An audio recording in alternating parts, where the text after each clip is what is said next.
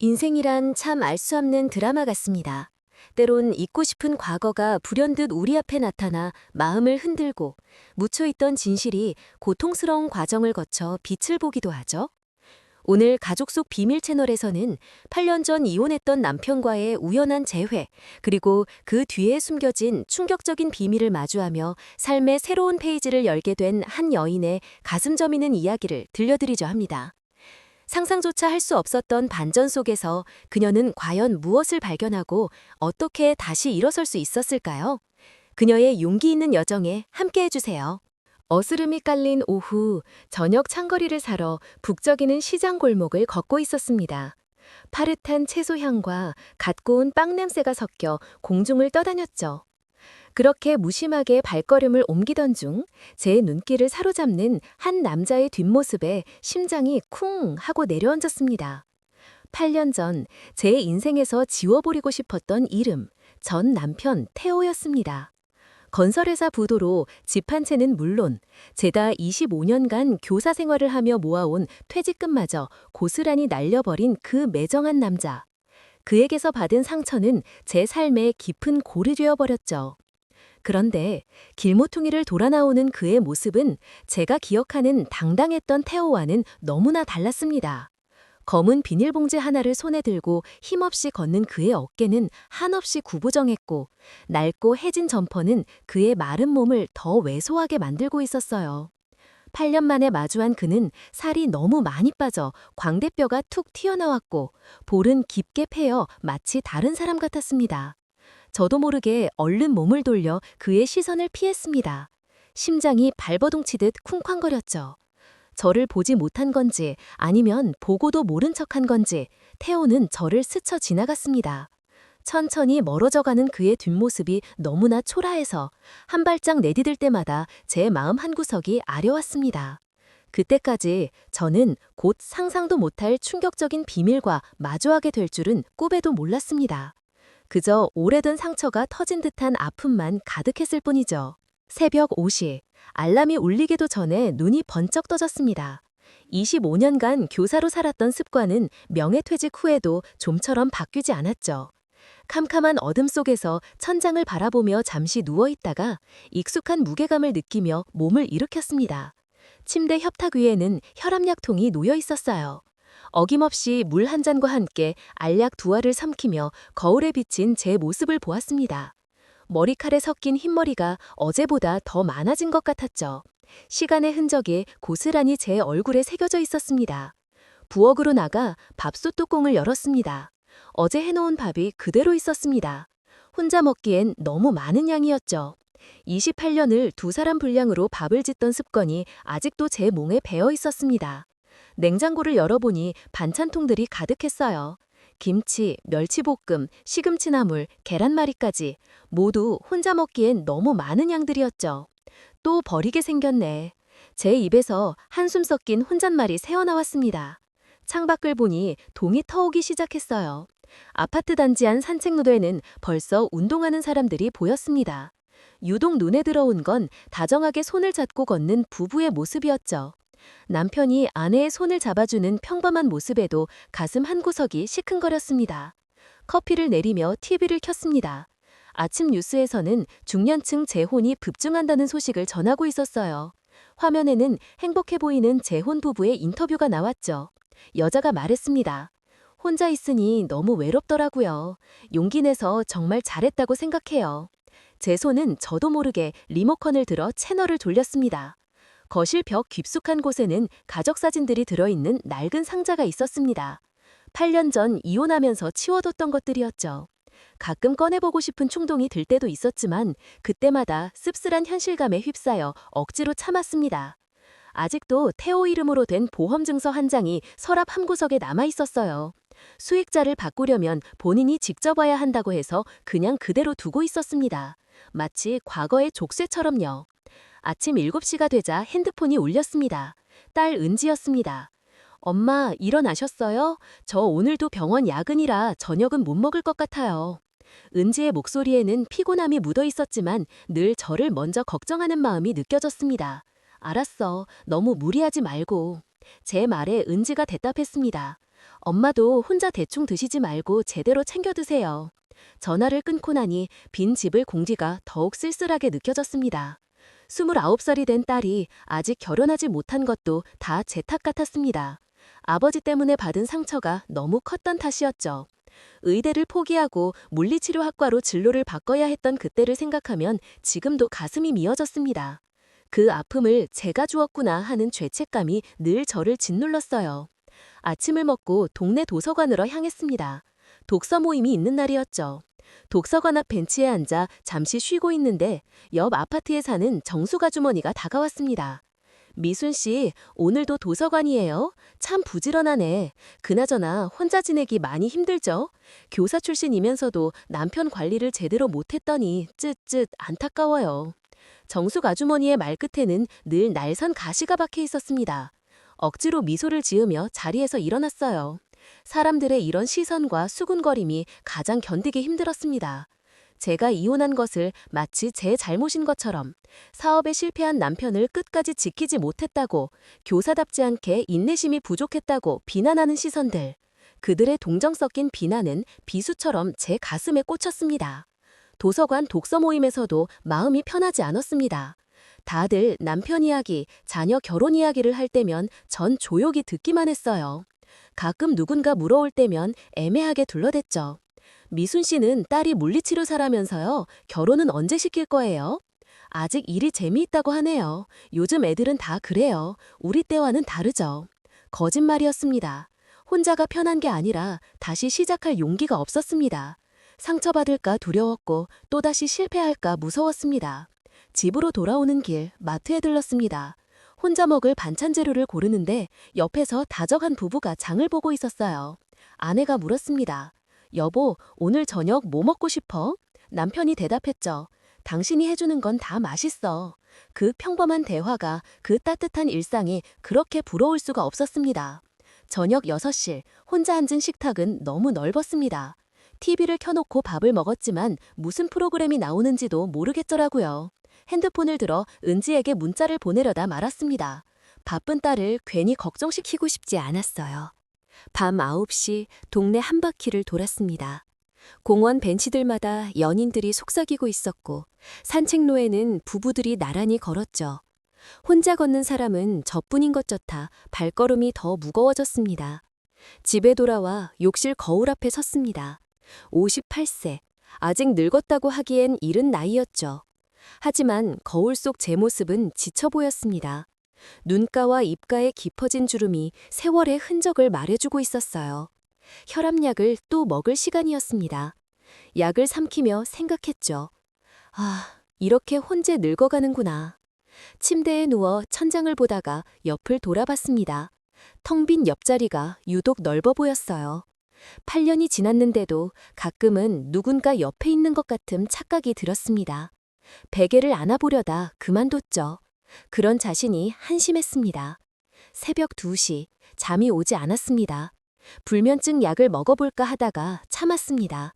약에 의존하고 싶지 않았죠. 창밖을 보니 맞은편 아파트 불빛들이 하나둘 꺼지고 있었습니다. 각자의 보금자리에서 가족과 함께 잠든 사람들이 부러웠어요. 다시 눈을 감았습니다. 내일도 똑같은 하루가 반복될 거라는 생각에 깊은 한숨이 나왔죠. 이렇게 혼자 살아가는 게 앞으로 얼마나 더 계속될까? 은지가 결혼하고 나면 정말 혼자가 되는 건데 그때는 어떻게 견뎌야 할까? 이런 생각들이 꼬리를 물었습니다. 어느새 동쪽 하늘이 희미하게 밝아오고 있었어요. 또 새벽 5시가 다가오고 있었죠. 오늘도, 내일도, 모레도 똑같이 반복될 하루의 시작이었습니다. 금요일 저녁 8시, 대학병원 1층 카페는 면회객들로 북적였습니다. 저는 구석 테이블에 앉아 은지를 기다리고 있었죠. 물리치료실에서 야근을 마친 딸이 피곤한 얼굴로 들어왔습니다. 흰 가운을 벗지도 못한 채 급하게 나온 모양이었어요. 눈 밑에는 다크서클이 짙게 내려앉아 있었습니다. 엄마, 오래 기다리셨어요? 아니야, 방금 왔어. 실제로는 30분이나 기다렸지만 딸이 미안해할까봐 거짓말을 했습니다. 은지가 의자에 털썩 앉으며 한숨을 내쉬었어요. 어깨가 축 처져 있었습니다. 제가 미리 주문해둔 따뜻한 카페라테를 딸 앞으로 밀었습니다. 많이 피곤하구나. 네, 요즘 환자가 많아요. 재활 환자들이 늘어서요. 뇌졸중이나 치매 환자분들이 특히 많아졌어요. 은지가 커피를 한 모금 마시더니 조심스럽게 제 얼굴을 살폈습니다. 뭔가 할 말이 있는 듯한 표정이었죠. 딸은 입을 열었다가 다시 닫기를 몇 번 반복했어요. 그러다가 가방에서 핸드폰을 꺼내 사진 하나를 보여줬습니다. 엄마, 이분 누군지 알아요? 사진 속에는 단정한 정장 차림의 중년 남성이 있었습니다. 인상이 온화해 보였어요. 은지가 말을 이었습니다. 우리 병원 정형외과 과장님이에요. 62세시고 3년 전에 부인을 암으로 여의셨대요. 정말 좋은 분이시고 자녀분들도 다 독립했고 경제적으로도 안정적이시고. 갑작스러운 이야기에 저는 당황했습니다. 은지가 왜 이런 얘기를 꺼내는지 짐작이 갔지만 모르는 척했어요. 그래서 엄마, 병원 선배가 소개팅 한번 해보라고 하는데 정말 좋은 분이래요. 저는 커피잔을 내려놓으며 고개를 저었습니다. 목소리가 날카로워졌어요. 내 나이에 무슨 새로운 시작이야. 한번 실패한 사람이 뭘 믿고 다시 시작한다는 거니. 은지의 눈빛이 간절해졌습니다. 딸이 제 손을 잡았어요. 따뜻한 손이었죠. 엄마는 아직 58세밖에 안 됐어요.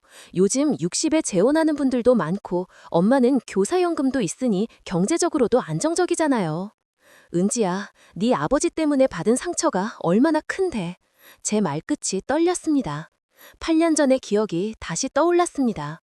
빚쟁이들이 집에 찾아와 소리 지르던 날, 경매 딱지가 붙은 현관문, 학교에서 봤던 동정어린 시선들, 그 아픈 기억들이 고스란히 되살아났습니다.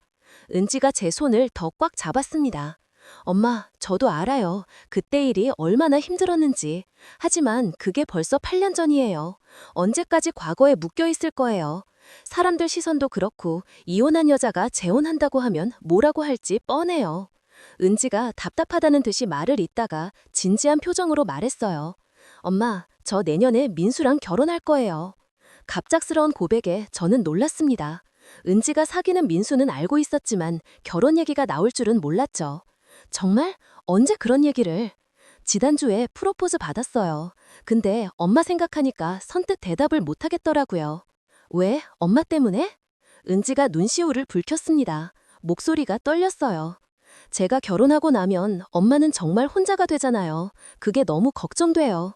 혈압도 점점 높아지고 계시는데 혼자 계시다가 응급 상황 생기면 어떡해요? 딸의 말에 가슴이 먹먹해졌습니다. 은지를 위해서라도 강한 모습을 보여야 했어요. 엄마는 괜찮아. 내 인생이니까 내가 원하는 대로 해. 거짓말하지 마세요. 어제도 불면증 약 드셨죠? 약동포가 알아요. 은지가 가방에서 작은 수첩을 꺼냈습니다. 거기엔 빽빽하게 뭔가 적혀 있었어요. 김 선생님 아세요? 엄마랑 같이 근무했던 분. 그분도 5년 전에 재혼하셨는데 정말 행복하게 사신대요. 지난달에 병원에 오셨을 때 만났는데 엄마 안부도 물으시더라고요. 그분은 그분이고 나는 나야. 민수 어머니도 재혼하셨어요. 65세예요. 처음엔 자녀들이 반대했는데 지금은 다들 잘했다고 해요. 은지가 계속 설득했지만 제 마음은 좀처럼 움직이지 않았습니다. 아니, 움직이지 않으려고 애썼습니다. 딸이 한숨을 쉬며 말했어요. 엄마, 제가 왜 이런 얘기 하는지 아세요? 매일 병원에서 혼자 오시는 어르신들 봐요. 가족이 없어서 간병인에게 의지하는 분들. 그럴 때마다 엄마 생각이 나요. 나는 네가 있잖아. 제가 평생 엄마 곁에 있을 수 있나요? 결혼하면 시댁도 있고 아이 낳으면 더 바빠질 텐데. 침묵이 흘렀습니다. 카페는 사람들의 웃음소리로 가득했지만 우리 테이블엔 무거운 공기만 맴돌았어요. 은지가 마지막으로 한마디 더 했습니다. 엄마, 한 번만 만나보세요. 정말 싫으면 그때 거절해도 돼요. 집으로 돌아오는 지하철 안에서 계속 은지의 말이 맴돌았습니다. 창밖으로 스쳐가는 불빛들을 보며 생각에 잠겼죠. 정말 새로운 시작이 가능할까? 다시 누군가를 믿고 의지할 수 있을까? 집에 도착해 현관문을 열었습니다. 어둡고 쓸쓸한 집안이 저를 맞았어요. 불을 켜고 거실로 들어갔습니다. 소파에 앉아 있으니 은지가 준 명함이 떨어졌습니다. 정형외과 과장이라는 직함과 함께 이름이 적혀 있었죠. 다시 거울 앞에 섰습니다. 58세, 은지 말대로 아직 늙었다고 하기엔 이른 나이였어요. 하지만 거울 속 제 모습은 지쳐 보였습니다. 머리를 쓸어 올리니 뿌리 쪽 흰머리가 더 도드라져 보였죠. 정말 새로운 시작이 가능할까? 혼잣말이 새어나왔습니다. 침실로 들어가 침대에 누웠어요. 천장을 보다가 옆을 돌아봤습니다. 텅 빈 옆자리가 오늘따라 더 넓어 보였습니다. 은지가 결혼하고 나면 이 적막함은 더 깊어질 텐데. 핸드폰을 들어 김 선생님 번호를 찾아봤습니다. 통화 버튼을 누르려다 말았어요. 뭐라고 물어봐야 할지 모르겠더라고요. 재혼이 어떠냐고? 행복하냐고? 그런 걸 대뜸 물을 수는 없었죠. 다시 거실로 나왔습니다. TV를 켰지만 집중이 안 됐어요. 은지가 준 명함을 다시 들어봤습니다. 깔끔한 글씨체였어요. 사진으로 본 것처럼 단정한 인상이 명함에서도 느껴졌죠. 그날 밤 잠이 오지 않았습니다. 새벽 2시가 넘어서야 겨우 잠이 들었어요. 꿈속에서는 누군가와 함께 걷고 있었어요. 얼굴은 보이지 않았지만 따뜻한 손을 잡고 있었어요. 오랜만에 느껴보는 안정감이었죠. 일요일 오후 작은 서재에 앉아 오래된 앨범을 꺼냈습니다. 은지와의 개화 이후로 계속 과거가 떠올랐어요. 먼지를 털어내고 첫 페이지를 열었습니다. 1991년 22살 때 찍은 저의 대학교 합격 사진이 있었습니다. 얼굴에 생기가 넘치고 눈빛이 반짝였어요. 그때는 세상이 다 제 것 같았어요. 바로 그해 가을 태호를 만났습니다. 건설 현장 소장으로 일하던 25살 청년이었죠. 친구 결혼식에서 우연히 만나 1년도 안 돼 결혼했습니다. 다음 장에는 결혼 사진이 있었습니다. 하얀 드레스를 입고 활짝 웃는 제 모습과 턱시도를 입고 어색해하던 태호의 모습이 선명했습니다. 1996년 은지가 태어났을 때 사진도 있었어요. 갓 태어난 아기를 안고 있는 29살의 제 모습은 너무 젊어 보였죠. 그때는 정말 행복했습니다. 저는 초등학교 5학년 담임을 주로 맡으며 아이들을 가르쳤고 태호는 건설 현장에서 열심히 일했어요. 평범하지만 안정적인 20년이 그렇게 흘렀습니다. 앨범을 덮고 창밖을 바라봤습니다. 지금 사는 이 작은 아파트는 25평이었어요. 명예퇴직금의 절반으로 겨우 마련한 보금자리였죠. 나머지 절반은 8년 전 이혼 과정에서 태호의 빚을 정리하는 데 썼습니다. 그때를 생각하면 지금도 손이 떨렸어요. 2017년 봄, 태호의 회사가 부도났습니다. 아파트 공사를 하다가 시행사가 망하면서 하청업체였던 태호 회사도 연쇄 부도를 맞았죠. 처음엔 금방 해결될 거라고 믿었습니다. 하지만 상황은 걷잡을 수 없이 악화됐어요. 빚쟁이들이 집으로 찾아오기 시작했습니다. 새벽에도 한밤중에도 초인종을 누르고 문을 두드렸죠. 은지가 대학생이던 때였는데 공부도 제대로 못할 정도였어요. 현관문에 빨간 경매 딱지가 붙던 날 은지가 울면서 말했던 게 아직도 기억나요. 엄마, 이제 그만해요. 못 참겠어요. 학교에서도 소문이 났습니다. 교무실에서 동료들이 수근거리는 소리가 들렸어요. 겉으로는 위로했지만 뒤에서는 안타까워하거나 동정했죠. 그 시선들을 견디기가 너무 힘들었습니다.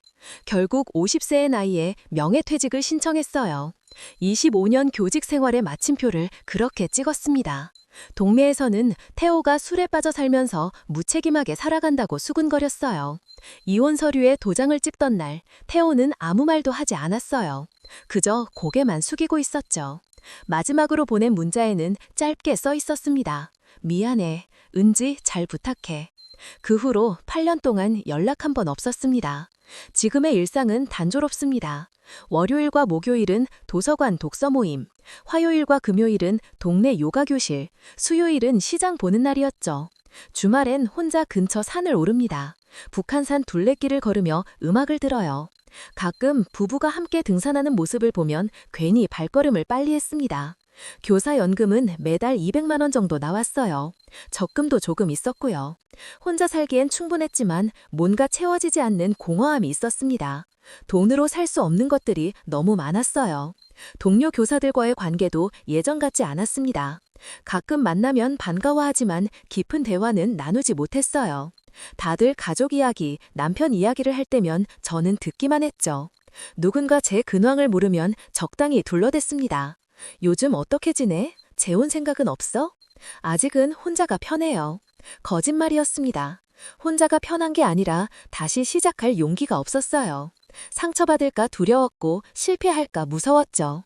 건강도 예전 같지 않았습니다. 스트레스성 고혈압이 생긴 지 5년이 됐어요. 갱년기 증상도 심했죠.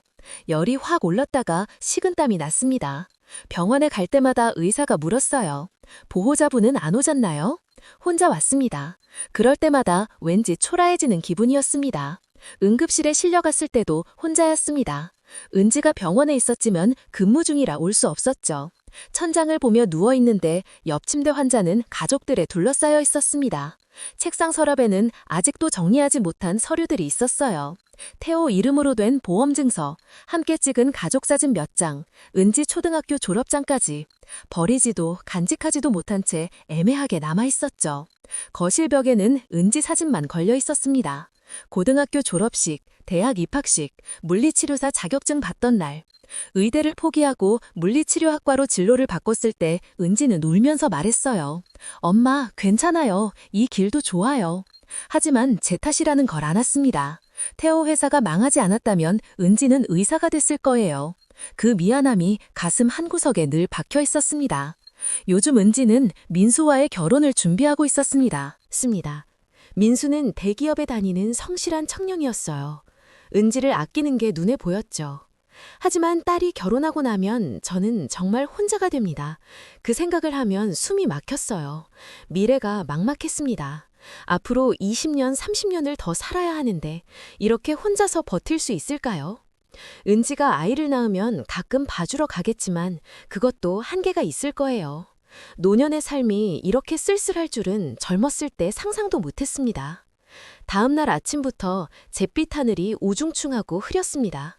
매운탕이라도 끓여볼까 하고 생선을 사기 위해 저녁 무렵 시장으로 향했습니다. 혼자 먹는 음식이라 평소 대충 먹는 편이었고 남은 반찬은 버리기 일쑤였지만 그날따라 왠지 칼칼한 매운탕이 먹고 싶었죠. 그때였습니다. 반찬 가게 앞을 지나다가 8년 전 헤어졌던 전 남편 태호를 보았습니다. 건설회사 부도로 집을 날리고 저의 퇴직금까지 빼앗아간 그 매정한 남자를요. 심장이 멎는 줄 알았습니다. 검은 비닐봉지를 손에 들고 힘없이 제 앞에서 걸어오고 있었어요. 8년 만에 만난 남편은 살이 많이 빠져서 예전에 건장했던 모습은 찾아볼 수 없었습니다. 광대뼈가 튀어나왔고 볼은 움푹 들어가 있었죠. 저는 저도 모르게 얼른 뒤돌아섰어요. 심장이 쿵쾅거렸습니다. 저를 못 본 건지 아니면 보고도 못 본 척하는 건지 전 남편 태호는 저를 스쳐 지나갔습니다. 천천히 걸어가는 뒷모습이 너무 초라했어요. 8년 동안 한 번도 마주치지 않았었는데 갑자기 이렇게 만나다니 저는 순간 마음이 너무 복잡했습니다. 초라한 행색을 보니 아주 힘들게 살고 있는 것 같았어요. 뒤돌아서서 붙잡고 어떻게 사는지 물어볼까 싶다가도 이제 와서 그런 걸 물어서 뭐하나 하는 생각에 망설였습니다. 어차피 이제 남이고 벌써 8년이 흘렀는데 상관할 게 아니었어요. 그 사이 태우는 어디론가 사라져버렸고 저는 집에 돌아와서도 계속 그 사람이 생각났습니다. 끓이려던 매운탕은 그대로 식탁에 둔 채 말이죠. 언제 볼지 모르는데 어디 사는지 한번 물어나 볼 걸 그랬나. 그래도 20년이 넘게 같이 산 사람인데. 그러다 또 고개를 저었죠. 멍하니 앉아있는데 핸드폰이 울렸습니다. 은지였어요. 엄마, 내일 점심 같이 먹어요. 중요한 얘기가 있어요. 무슨 얘기? 내일 만나서 해요. 12시에 병원 앞 한정식 집에서 봐요. 전화를 끊고 불안해졌습니다. 중요한 얘기라니 혹시 결혼을 서두르는 건 아닐까? 아니면 정말로 그 정형외과 과장을 만나보라고 또 설득하려는 걸까? 창밖은 이미 어둠이 짙게 깔려 있었습니다. 또 하루가 저물어가고 있었어요. 내일도 모레도 똑같은 하루가 반복되겠지. 하지만 뭔가 변화가 필요하다는 생각이 조금씩 들기 시작했습니다. 화요일 오후 2시 대학병원 응급실은 혼란스러웠습니다. 은지가 물리치료실에서 과로로 쓰러졌다는 연락을 받고 저는 숨이 막힐 듯 달려왔어요. 택시에서 내리자마자 병원 입구로 뛰어들었습니다. 엘리베이터가 너무 느리게 느껴져서 계단으로 3층까지 올라갔죠. 숨이 턱까지 차올랐지만 멈출 수 없었습니다. 응급실 앞에서 간호사가 안내해줬어요. 은지는 수액을 맞으며 창백한 얼굴로 누워 있었습니다. 식은땀이 맺혀 있었죠. 제 손을 잡으니 차가웠습니다. 엄마, 괜찮아요. 그냥 어지러워서. 무슨 괜찮아. 얼굴이 하얗잖아. 의사가 와서 설명했습니다. 극도의 피로와 영양 부족이 원인이었어요. 며칠 쉬면서 영양제를 맞으면 회복될 거라고 했죠. 은지 옆에서 1시간쯤 있다가 물을 사러 자판기로 갔습니다. 복도를 걸어가는데 신경과 외래 앞을 지나게 됐어요. 그곳에서 본 뒷모습에 제 심장이 쿵 하고 내려앉았습니다. 의자에 앉아있는 남자의 구부정한 어깨, 하얗게 센 머리, 떨리는 손, 바로 전 남편 태호였습니다. 다리에 힘이 풀려 벽에 기댔습니다. 태호는 간호사와 대화하고 있었어요. 목소리가 들렸죠. 예전보다 훨씬 약하고 떨리는 목소리였습니다. 보호자 없이 혼자 오셨나요? 간호사가 물었습니다. 태호가 고개를 끄덕였어요. 네, 가족이 없습니다.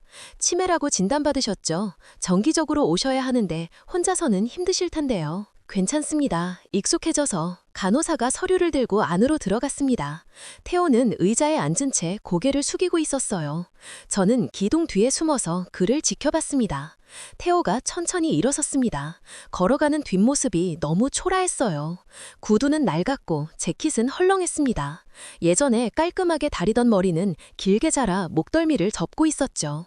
복잡한 감정이 밀려왔습니다. 놀라움, 안타까움, 그리고 여전한 원망까지. 하지만 그 밑에는 예상치 못한 감정도 있었어요. 어제부터 자꾸 떠오르던 감정은 희미하지만 분명한 그리움이었습니다. 그 사람이 저렇게 망가진 모습을 보니 가슴 한구석이 아려왔습니다. 태호가 모퉁이를 돌아 사라질 때까지 저는 움직일 수 없었습니다. 다리가 떨렸어요. 이번에도 차마 다가가지 못했습니다. 물을 사는 것도 잊고 은지 병실로 돌아왔습니다. 딸은 잠들어 있었죠. 창백한 얼굴을 보니 태호 생각이 더 났습니다. 은지에게 아버지 이야기를 꺼낼 수 없었습니다. 지금 아픈 딸에게 그런 충격을 줄 순 없었어요. 집에 돌아가는 지하철 안에서 계속 태호의 모습이 떠올랐습니다. 의자에 앉아있던 구부정한 등, 떨리는 손, 쇠약해진 목소리. 8년이란 시간이 그를 그렇게 만들었을까요? 아니면 그동안 얼마나 힘들게 살았기에 저렇게 됐을까요? 창밖으로 스쳐가는 풍경을 보며 8년 전을 떠올렸습니다. 마지막으로 만났던 날, 이혼 서류에 도장을 찍던 태호의 표정이 생생했어요. 그때도 아무 변명을 하지 않았죠. 그저 미안하다는 말만 반복했습니다. 미안해, 정말 미안해. 그 말이 귓가에 맴돌았습니다. 그때는 그 사과가 너무 가벼워 보였어요. 우리 인생을 망쳐놓고 미안하다는 말로 끝낼 수 있다고 생각했나 싶어 화가 났었죠.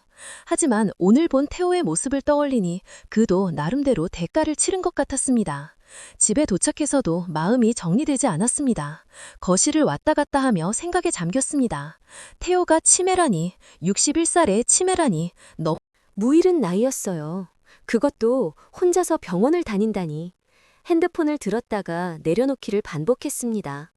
누구에게 물어볼 수도 없었어요. 태호의 현재 상황을 아는 사람이 있을까? 그의 가족은, 형제들은 다들 어디 있는 걸까? 밤 10시가 넘어서야 잠자리에 들었지만 잠이 오지 않았습니다. 천장을 보며 태호와의 지난 세월을 다시 생각했어요. 좋았던 시절도 분명히 있었습니다. 은지가 태어났을 때 기뻐하던 태호, 첫 월급으로 사준 목걸이, 결혼 10주년 때 갔던 제주도 여행, 새벽 3시, 여전히 잠이 오지 않았습니다. 부엌으로 나가 따뜻한 우유를 데웠어요. 창밖은 깜깜했습니다. 도시의 불빛들만 희미하게 보였죠. 태호도 지금 어딘가에서 혼자 있을 거라는 생각이 들었습니다. 아프고 외로운 채로. 내가 왜 이러지? 혼잣말이 나왔습니다. 8년 동안 원망하고 잊으려 애썼던 사람인데 왜 이렇게 마음이 흔들리는 걸까요? 동정심일까요? 아니면 아직 남아있는 정일까요? 다음 날 아침, 은지에게서 전화가 왔어요. 엄마, 저 오늘 퇴원해요. 괜찮으니까 걱정하지 마세요. 정말 괜찮아? 며칠 더 쉬어야 하는 거 아니야? 일이 밀려서요. 그리고 엄마, 어제 제가 잠들어 있을 때 어디 다녀오셨어요? 가슴이 철렁했습니다. 들켰나? 물 사러 갔었어. 왜? 아니에요. 간호사가 엄마가 복도에서 오래 서 있었다고 하더라고요. 그냥 잠깐 어지러워서. 거짓말이 자연스럽게 나왔습니다. 은지에게 태호를 닿았다고 말할 수 없었습니다. 아직은 아니었습니다. 전화를 끊고 결심했습니다. 다시 병원에 가봐야겠다. 태우가 정말 그런 상태인지 어떻게 지내는지 확인하고 싶었어요. 8년의 원망과 상처를 안고서도 그를 그냥 모른 척할 수는 없었습니다. 28명을 함께 산 사람이었으니까요. 목요일 오전, 은지 집에서 돌아온 후 혼자 앉아 있었습니다. 딸은 퇴원 후 집에서 쉬고 있었지만 여전히 안색이 좋지 않았어요. 반찬을 만들어주고 온 길이었죠. 그런데 머릿속에는 온통 태호 생각뿐이었습니다. 식탁 위에 종이를 펼쳐놓고 펜을 들었습니다. 머릿속을 정리해보려고 했어요. 왼쪽엔 도와야 하는 이유를, 오른쪽엔 도와선 안 되는 이유를 적기 시작했죠. 펜이 망설여졌습니다. 거실을 왔다 갔다 하며 과거를 되짚어봤어요. 정말 태호가 나쁜 남편이었을까? 사업 실패 전까지 20년은 평범했지만 분명 행복했습니다. 은지 학예회 때마다 비디오 카메라 들고 맨 앞자리에 앉아있던 태호. 제 생일마다 서툴게 케이크를 만들려다 부엌을 엉망으로 만들던 태호. 그런 기억들이 하나둘 떠올랐습니다. 핸드폰을 들어 교사 시절 동료였던 정숙에게 전화를 걸었습니다. 돌려서 물어보기로 했어요. 정수가, 만약에 말이야, 이혼한 전 남편이 치매에 걸려서 혼자 있다면 어떻게 해야 할까? 갑자기 무슨 소리야? 설마 태호 씨가? 아니야, 그냥 가정에서 물어보는 거야. 정숙이 한참 침묵하다가 대답했습니다. 글쎄, 정으로는 도와주고 싶겠지만 현실적으로 어렵지 않을까? 은지는 어떻게 생각해? 은지 생각에 가슴이 무거워졌습니다. 아직 아버지를 용서하지 못한 딸이 알면 분명 반대할 거예요. 어쩌면 제게 실망할지도 모릅니다. 오후에 도서관에 갔지만 책이 눈에 들어오지 않았어요. 창밖을 보며 멍하니 앉아 있었습니다. 옆자리 아주머니가 말을 걸었죠. 미순 씨, 오늘 안색이 안 좋네요. 무슨 고민 있어요? 아니에요. 그냥 좀 피곤해서요. 집으로 돌아오는 길에 약국에 들렀습니다. 혈압약을 사면서 약사에게 물었어요. 치매 초기 환자가 혼자 생활하는 게 가능한가요? 위험하죠. 약 먹는 것도 잊어버리고 가스불도 있고 켜놓고 보호자가 꼭 필요해요. 약사의 말에 더 불안해졌습니다. 태우가 정말 혼자 있다면 언제 무슨 일이 생길지 모르는 거였어요. 저녁을 먹으며 뉴스를 봤습니다. 독거노인이 집에서 쓰러진 채 며칠 만에 발견됐다는 내용이었어요. 화면 속 쓸쓸한 방을 보니 태우가 떠올랐습니다. 숟가락을 내려놓았어요. 밥이 넘어가지 않았죠. 밤 9시 성당에 갔습니다. 오랜만이었어요. 빈 성당에 앉아 기도했습니다. 하느님, 제가 어떻게 해야 할까요? 20년 넘게 함께 산 사람인데 그냥 모른 척해도 되는 걸까요? 대답은 없었습니다. 당연하죠. 이건 제가 결정해야 할 일이었어요. 성당을 나와 동네를 한 바퀴 걸었습니다. 가로등 불빛들 아래로 걸으며 계속 고민했어요. 경제적인 문제도 있었습니다. 제 연금으로 혼자 살기도 빠듯한데 태호를 도울 여력이 있을까요? 병원비, 약값, 생활비까지 생각하면 막막했어요. 게다가 치매가 진행되면 간병비도 만만치 않을 텐데. 집에 돌아와 통장을 확인했습니다. 적금이 3천만 원 정도 있었어요. 비상금으로 모아둔 돈이었죠. 이 돈을 쓴다면? 하지만 이건 제 노후 자금이었습니다. 은지 결혼 자금으로 보태주려고 아껴둔 돈이기도 했고요. 사회적 시선도 걱정됐습니다. 이혼하고도 전 남편을 챙긴다면 사람들이 뭐라고 할까요? 이미 이혼한 것만으로도 수근거리는데 이런 일까지 알려지면 더 복잡해질 거예요. 바보 같은 여자라고 하겠지? 혼난 날이 나왔습니다. 하지만 다시 생각해보니 남들이 뭐라고 하든 제 인생이었어요. 제가 옳다고 생각하는 대로 하면 되는 거였죠. 새벽 1시 잠이 오지 않아 차를 끓였어요. 따뜻한 차를 마시며 앨범을 다시 꺼냈어요. 은지 돌사진이 있었습니다. 태호가 은지를 안고 환하게 웃고 있었죠. 그 행복했던 순간들이 모두 거짓은 아니었을 거예요. 핸드폰으로 치매 관련 정보를 검색했습니다. 초기에는 약물 치료로 진행을 늦출 수 있다고 했어요. 하지만 규칙적인 복약과 꾸준한 인지 재활이 필요하다고 했죠. 혼자서는 불가능한 일이었습니다. 은지에게 문자를 쓰다가 지웠습니다. 뭐라고 써야 할지 모르겠더라고요. 딸이 이해해 줄까요? 아니면 제가 미쳤다고 할까요? 창밖은 희미하게 밝아오고 있었어요. 또 날이 새고 있었어요. 결심이 서지 않았습니다. 도덕적 의무감과 현실적 어려움 사이에서 갈팡질팡했죠. 그때 핸드폰이 울렸습니다. 모르는 번호였어요. 여보세요? 박미순 선생님이시죠? 대학병원 신경과입니다. 김태우 환자분이 선생님을 비상연락처로 적어놓으셨는데요. 심장이 쿵 내려앉았습니다. 태호가 제 번호를 아직도 기억하고 있었다니. 무슨 일이죠? 다음 주 진료 예약 확인차 연락드렸습니다. 보호자 동행이 필요한데 가능하신가요? 목소리가 떨렸습니다. 제가 보호자는 아닌데요? 아, 그럼 다른 보호자분께 연락드릴까요? 아니요, 제가 한 번만이라도 가볼게요. 전화를 끊고 주저앉았습니다. 이제 선택의 여지가 없어진 것 같았어요. 태호가 저를 아직도 비상 연락처로 적어놨다는 건 그에게 정말 아무도 없다는 뜻이었으니까요. 토요일 저녁, 은지 집에서 저녁을 먹고 있었습니다. 딸의 안색이 많이 좋아져서 안심이 됐어요. 찌개를 떠먹던 은지가 갑자기 수저를 내려놓고 제 얼굴을 빤히 봤습니다. 엄마, 요즘 뭔가 숨기는 거 있죠? 가슴이 덜컥했습니다. 젓가락을 만지작거리며 시선을 피했어요. 무슨 소리야? 숨길 게 뭐가 있어? 은지가 한숨을 쉬며 물잔을 들었습니다. 그리고 조심스럽게 말을 꺼냈어요. 엄마, 혹시 아빠가 요즘 어떻게 지내는지 아세요? 순간 숨이 멎는 것 같았습니다. 딸이 먼저 아버지 얘기를 꺼내다니. 목소리가 떨리지 않으려고 애썼어요. 갑자기 왜 아빠 얘기를 하니? 병원에서 봤어요. 신경과 외래에서. 은지도 알고 있었던 거였습니다. 딸의 눈에 복잡한 감정이 스쳤어요. 원망과 걱정이 뒤섞인 표정이었죠. 너도 봤구나. 치매 초기래요. 혼자 다니시더라고요. 침묵이 흘렀습니다. 은지가 먼저 입을 열었어요. 엄마, 설마 아직도 그 사람을 사랑하세요? 고개를 저었습니다. 하지만 확신은 없었어요. 사랑이 아니야. 그저 20년을 함께 산 사람인데 그 사람이 우리에게 뭘 해줬다고요. 빚더미에 앉혀놓고 혼자 도망갔잖아요. 은지의 목소리에 날이 서 있었습니다. 제가 조용히 말했습니다. 도망간 게 아니야. 아빠도 감당이 안 됐던 거지. 엄마는 너무 착하세요. 그래서 이용당하는 거예요. 딸의 말이 가슴에 박혔습니다. 하지만 이미 제 마음은 정져 있었어요. 주머니에서 병원 진료 예약증을 꺼냈습니다. 은지의 눈이 커졌어요. 엄마, 이게 뭐예요? 아빠가 나를 비상 연락처로 적어놨더라. 다음 주에 병원 같이 가기로 했어. 은지가 벌떡 일어섰습니다. 얼굴이 붉어졌어요. 미쳤어요? 왜 엄마가 그런 걸 해야 해요? 은지야, 진정해. 진정이 돼요? 그 사람 때문에 우리가 얼마나 고생했는데. 은지의 눈에 눈물이 맺혔습니다. 제가 딸의 손을 잡으려 했지만 은지는 피했어요. 엄마, 제발 정신 차리세요. 그 사람은 이제 남이에요. 아빠? 아빠가 뭐가 아빠예요. 연락 한 번 없이 8년을 살았는데. 말다툼은 계속됐습니다. 하지만 제 결심은 변하지 않았어요. 은지가 결국 포기한 듯 한숨을 쉬었습니다. 엄마, 마음대로 하세요. 하지만 저는 절대 그 사람 안 만날 거예요.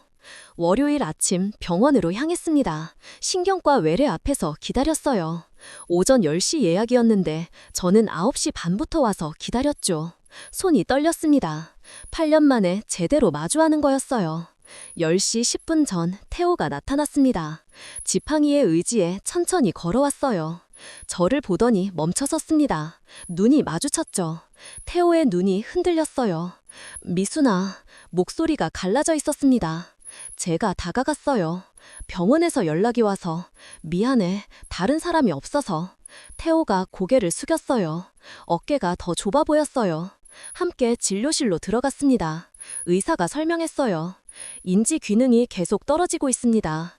약을 규칙적으로 드셔야 하는데 자꾸 잊으신대요. 저는 메모를 했습니다. 약 이름, 복용 시간, 주의사항들을 꼼꼼히 적었어요. 태호는 가만히 앉아만 있었죠. 진료가 끝나고 병원 카페로 갔습니다. 커피를 사서 태호 앞에 놓았습니다. 그의 손이 떨리고 있었습니다. 어디 살아? 노원구 고시원에서. 고시원. 태호가 씁쓸하게 웃었습니다. 돈이 없어서 기초생활 수급자야. 충격이었습니다. 한때 건설회사 소장이었던 사람이 수급자라니. 태호가 이어서 말했어요. 은지는? 잘 있니? 물리치료사 됐어. 대학병원에서 일해. 의대는 포기했지. 태호의 눈에서 눈물이 흘렀습니다. 손등으로 닦으며 고개를 돌렸어요. 다 내 잘못이야. 정말 미안해. 그날 처음으로 태호의 고시원까지 따라갔습니다. 평도 안 되는 좁은 방이었어요. 벽에는 곰팡이가 피어 있었고 이불은 낡아서 솜이 빠져나왔죠. 냉장고도 없었습니다. 이런 곳에서 어떻게 말을 잇지 못했습니다. 태호가 멋쩍게 웃었어요. 익숙해졌어. 혼자 있으니까 넓은 곳도 필요 없고. 방을 나오며 저는 결심했습니다. 이대로 둘 순 없어. 혼자서라도 은지가 반대하더라도 도와야겠다고 마음먹었죠. 다음 날부터 행동에 나섰습니다. 먼저 태호의 약을 대신 받아왔어요. 일주일치씩 소분해서 요일별로 정리했죠. 매일 아침 문자로 약 먹으라고 알림을 보냈습니다. 주변 복지관에도 문의했어요. 치매 환자 지원 프로그램이 있는지, 어떤 도움을 받을 수 있는지 알아봤죠. 서류를 준비하고 신청서를 작성했습니다. 고시원 월세도 확인했어요. 2개월이나 밀려 있었습니다. 관리인이 말했죠. 다음 달까지 못 내면 내보내야 해요. 저는 제 통장에서 돈을 찾아 대신 냈습니다. 관리인에게 부탁했어요. 시장에서 반찬도 만들었습니다. 김치, 나물, 조림 등을 소분해서 용기에 담았어요. 일주일에 2번씩 고시원 앞에 놓고 왔죠. 태호 봐 누가 줬는지 물어도 모른다고 하라고 부탁했습니다. 이런 일들을 하면서도 계속 갈등했어요. 내가 왜 이러는 걸까? 하지만 멈출 수 없었습니다. 누군가는 해야 할 일이었으니까요. 목요일 밤 은지가 예고 없이 집에 찾아왔습니다. 현관문이 열리는 소리에 놀라 나가보니 딸이 눈이 퉁퉁 부은 채 서 있었어요. 손에는 소주병이 들려 있었죠.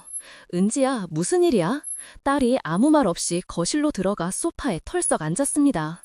제가 물을 가져와 앞에 놓았어요. 은지가 소주병을 열며 말했습니다. 엄마, 오늘 아버지 봤어요. 병원에서. 가슴이 철렁했습니다. 은지가 쓴웃음을 지었어요. 알아보지도 못하더라고요. 제가 누군지. 딸의 목소리가 떨렸습니다. 술잔에 소주를 따르며 계속 말했어요. 물리치료실에 잘못 들어오셨길래 안내해드리려고 다가갔는데 은지야 라고 불렀어요. 근데 제가 아니라 벽에 걸린 어린아이 그림을 보면서 은지의 눈에서 눈물이 흘렀습니다. 제가 딸의 어깨를 감쌌어요. 아버지 머릿속엔 아직도 제가 어린애인가 봐요. 대학교 입학해서도 빚쟁이들이 학교까지 찾아왔던 날, 친구들이 다 보는 앞에서 망신당했던 그날이 마지막인 줄 알았는데 은지의 목소리는 슬픔에 잠겨 있었습니다. 은지야, 의대 포기할 때도 아버지는 없었어요. 장학금 끊기고 학자금 대출 받으러 다닐 때도. 그런데 이제 와서 뭐해요? 은지가 소주를 단숨에 들이켰습니다. 얼굴이 붉어졌어요. 평소엔 술을 잘 안 마시는 아이인데 오늘은 마음이 많이 복잡한 모양이었죠. 엄마는 너무 착하세요. 그 사람이 우리한테 해준 게 뭐가 있다고. 제가 조용히 말했습니다. 너 어릴 때 아빠가 얼마나 너를 사랑했는지 알아? 매일 밤 네 자는 모습 보고 또 보고 유치원 학예회 때는 회사 조퇴하고 맨 앞자리 지키고.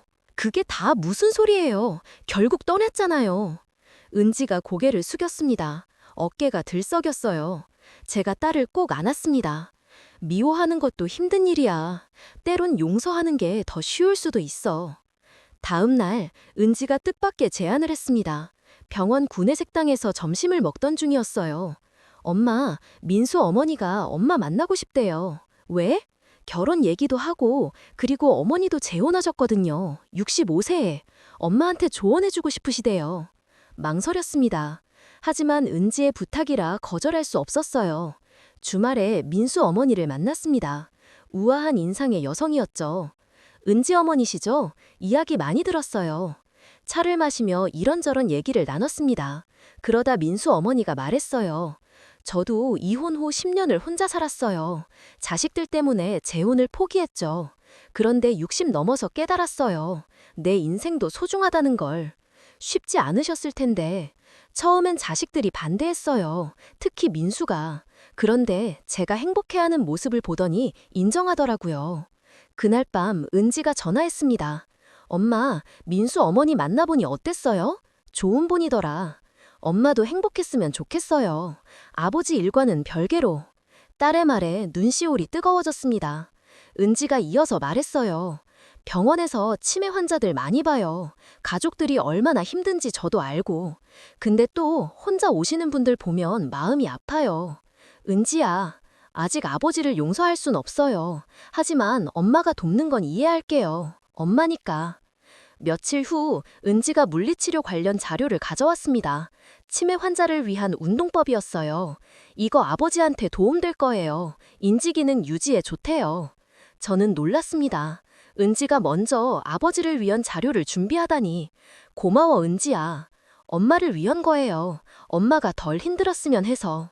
딸은 여전히 통명스러웠지만 그 눈빛은 예전보다 부드러워져 있었습니다. 민수와의 결혼 준비도 본격적으로 시작됐어요. 혼수 이야기를 하면서 은지가 말했죠. 엄마, 결혼식 때 아버지 자리는 비워둘게요. 은지야, 괜찮아. 무리하지 마. 아니에요. 언젠가는, 아니, 아직은 모르겠어요. 하지만 완전히 닫아놓고 싶지는 않아요. 은지의 변화는 천천히, 하지만 분명히 일어나고 있었습니다.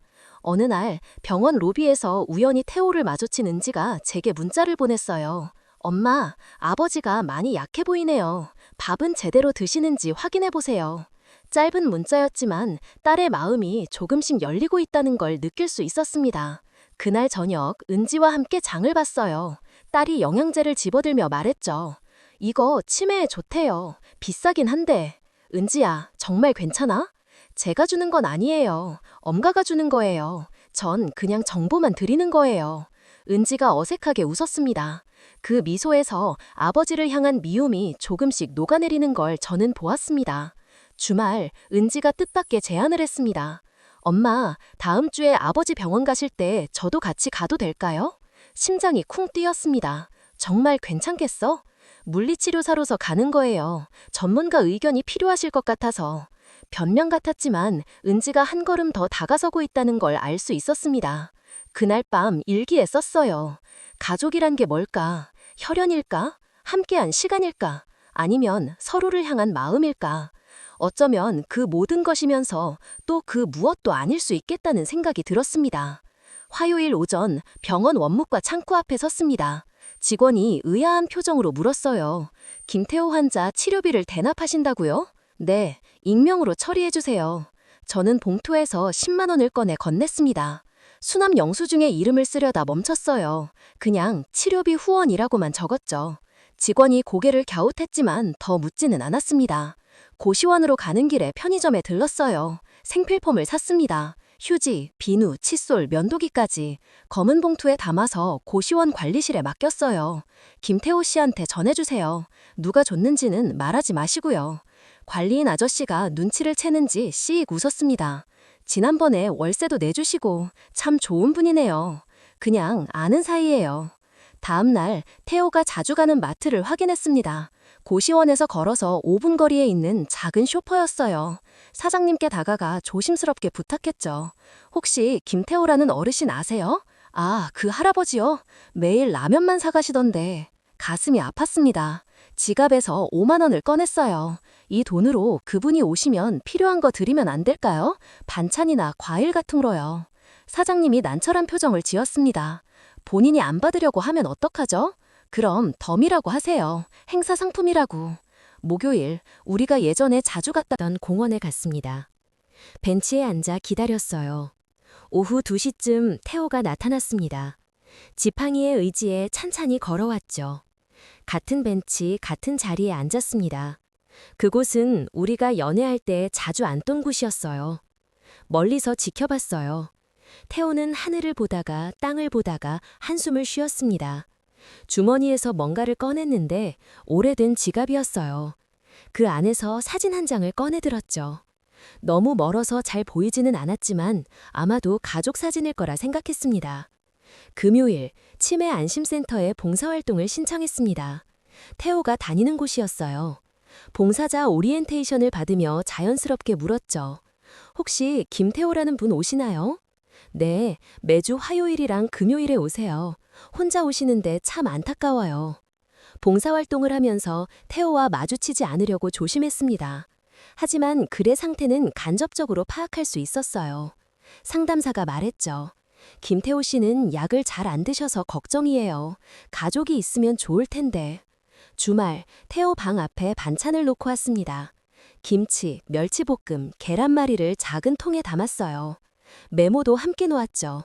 복지관에서 나눠주는 반찬입니다. 라고만 적었습니다. 월요일 저녁, 태호가 병원 응급실에 실려갔다는 소식을 들었어요. 영양실조로 쓰러졌다고 했죠. 저는 급하게 병원으로 갔습니다. 응급실 앞에서 망설이다가 간호사에게 물었어요. 김태호 환자 상태가 어떤가요? 보호자세요. 아니요, 그냥 아는 사람이에요. 간호사가 안타까운 표정을 지었습니다. 수액 맞고 있어요. 영양 상태가 너무 안 좋네요. 혼자 사시는 분인가 봐요. 병실에 살짝 들여다봤습니다. 태호는 눈을 감고 누워 있었어요. 팔에는 수액줄이 연결되어 있었죠. 창백한 얼굴이 더 야위어 보였습니다. 다음 날 병원 영양실에 찾아갔어요. 환자식을 특별히 신경 써달라고 부탁했죠. 돈을 더 내더라도 영양가 있는 걸로 해달라고 했습니다. 환자분이랑 어떤 관계세요? 그냥 먼 친척이에요. 거짓말이 점점 늘어났습니다. 하지만 달리 방법이 없었어요. 수요일, 태호가 퇴원했다는 소식을 들었습니다. 고시원으로 다시 돌아갔다고 했죠. 저녁에 몰래 찾아갔어요. 문 앞에 죽을 끓여서 보온 도시락에 담아놓았습니다. 노크를 하려다 말았어요. 문 너머로 태호의 기침 소리가 들렸습니다. 그냥 돌아섰죠. 복도를 걸어 나오는데 뒤에서 문 여는 소리가 났어요. 돌아보니 태호가 도시락을 들고 서 있었습니다. 누구세요? 태호가 복도를 돌아봤어요. 저는 계단 모퉁이에 숨어 있었죠. 태호가 도시락을 열어봤습니다. 따뜻한 김이 올라왔어요. 그의 얼굴에 잠깐 미소가 스쳤습니다. 고맙습니다. 누구신지 모르겠지만 혼잣말이 들렸어요. 가슴이 뭉클했습니다. 목요일, 은지가 전화했어요. 엄마, 요즘 자주 외출하시네요. 어디 다니세요?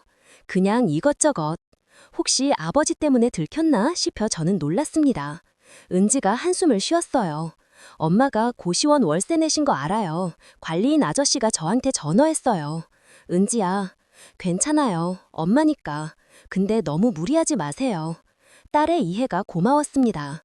하지만 여전히 조심스러웠어요. 금요일, 또다시 치매센터에 갔습니다.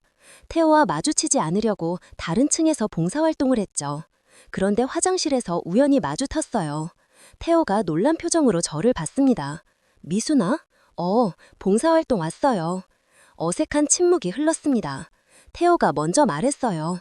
요즘 누가 자꾸 도와주는데 설마 너? 제가 고개를 저었습니다. 아니에요. 복지관에서 하는 거예요. 태호가 의심스러운 눈빛으로 봤지만 더 묻지는 않았습니다. 그냥 고개를 숙이고 지나갔어요. 사실 태호는 그날 시장에서 저를 알아보았습니다. 하지만 부담이 되기 싫어 못 본 척했어 지나간 것이었어요. 그 사실도 저는 나중에 알았습니다. 집에 돌아와 일기를 썼어요. 언제까지 이렇게 숨어서 도울 수 있을까? 하지만 다른 방법이 떠오르지 않았습니다. 태호의 자존심을 지켜주면서도 도울 수 있는 방법은 이것뿐이었어요. 수요일 오후 3시 병원 근처 카페에 앉아 있었습니다. 태호가 진료를 받는 동안 기다리기로 했어요. 창밖으로 병원 입구가 보였죠. 커피를 마시며 신문을 읽고 있는데 낯익은 얼굴이 눈에 들어왔습니다. 정장을 빼입은 중년 남자가 고급 외제차에서 내렸어요. 손창수였습니다. 태호의 옛 사업 파트너였죠. 8년 전 회사가 망할 때 함께 일했던 사람이었어요.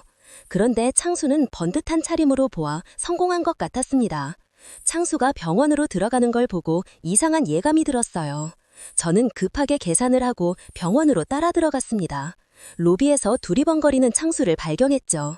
그가 향한 곳은 심경과 외래 대기실이었습니다. 기둥 뒤에 숨어서 지켜봤어요. 창수가 휠체어에 앉아있는 태호에게 다가갔습니다. 태호의 얼굴이 굳어졌어요. 창수가 태호 옆에 앉으며 낮은 목소리로 말했죠. 완전히 들리지는 않았지만 단어들이 띄엄띄엄 들렸어요. 병원 복도가 시끄러워서 더 가까이 가야 했어요. 화분 뒤로 조심스럽게 이동했습니다. 창수의 목소리가 더 선명하게 들렸죠. 아직도 입 닥치고 있으니 다행이야. 시장 출마 전까지만 조용히 있어. 태호가 고개를 들었습니다. 떨리는 목소리로 대답했어요. 난 아무것도 기억 안 나. 그래, 계속 그렇게 기억 못하는 게 좋을 거야. 네 딸도 있잖아. 창수가 태호의 어깨를 툭 쳤습니다. 위협적인 제스처였어요. 태호가 움츠러들었죠. 예전에 당당했던 모습은 찾아볼 수 없었습니다.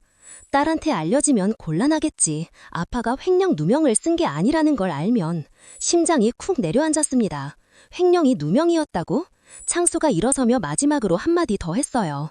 병원비는 내가 계속 대줄 테니까 그냥 조용히 살아. 알았지? 창수가 떠난 후 태호는 고개를 숙인 채 한참을 앉아 있었어요. 어깨가 떨리고 있었어요. 울고 있는 것 같았죠.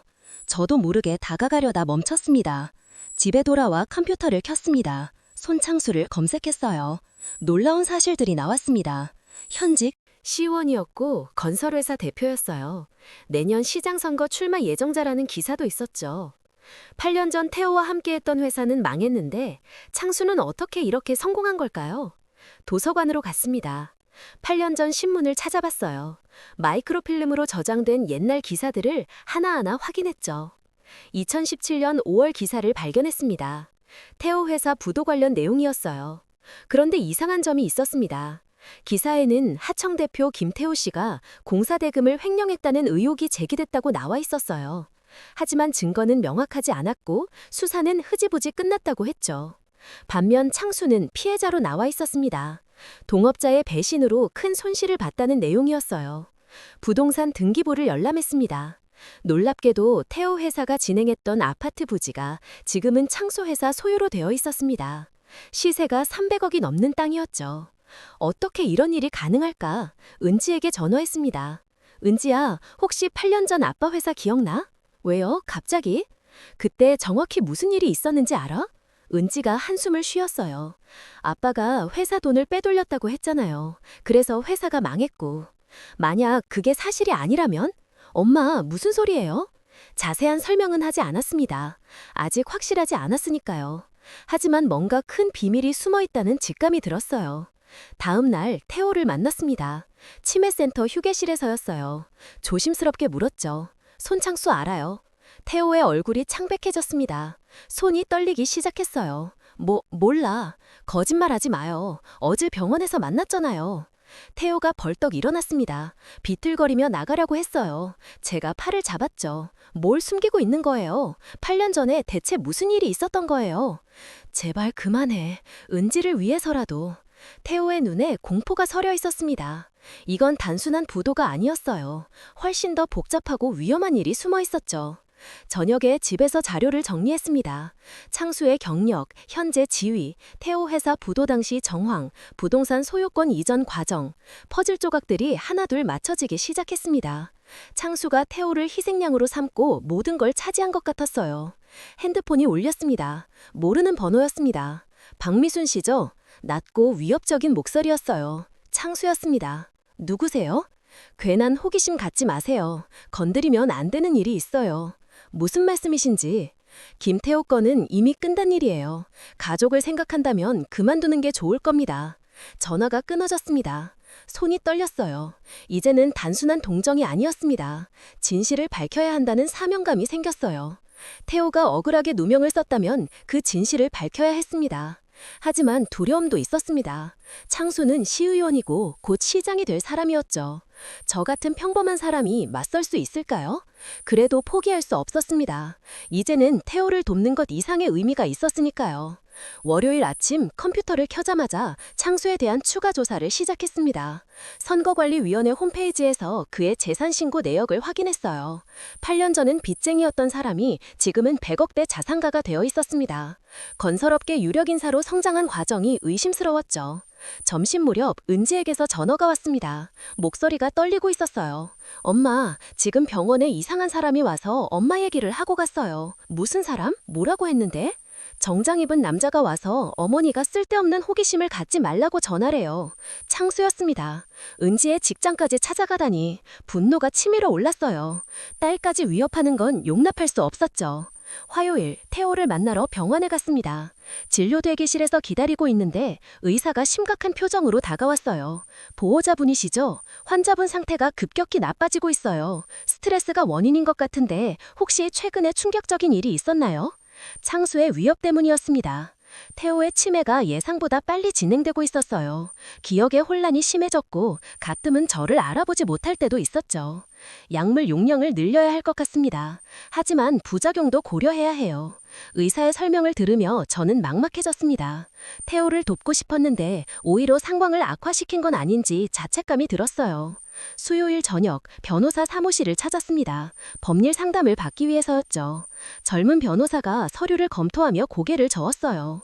시간이 지났습니다. 8년이나 된 일이라 형사고발은 어렵고 민사소송도 증거가 부족해요. 하지만 분명히 억울한 일이 상대가 현직 시의원이시죠. 정치인 상대로 소송하는 건 쉽지 않습니다. 오히려 무고죄로 엮여 소송당할 수도 있어요. 법적으로도 막막했습니다. 정의를 실현할 방법이 없는 걸까요? 목요일 도서관에서 자료를 찾다가 놀라운 사실을 발견했습니다. 8년 전 서류들이 의도적으로 폐기된 흔적이 있었어요. 도서관 사서가 말했죠. 이상하네요. 2017년 5월 자료만 통째로 없어졌어요. 누가 일부러 그런 것 같은데.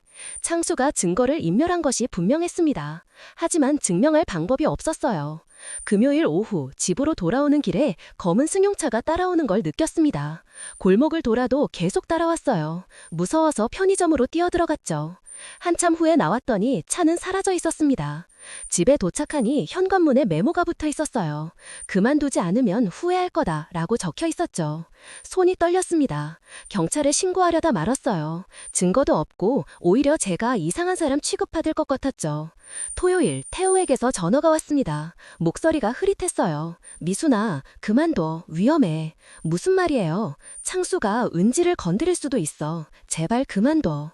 태호도 은지를 걱정하고 있었습니다. 딸의 안전을 위해서라도 멈춰야 하는 건지 고민이 됐어요. 일요일 은지가 집에 왔습니다. 얼굴이 창백했어요. 엄마, 제발 그만하세요. 우리가 다치기만 해요. 은지야, 아빠가 억울하게 누명을 썼어. 진실을 밝혀야.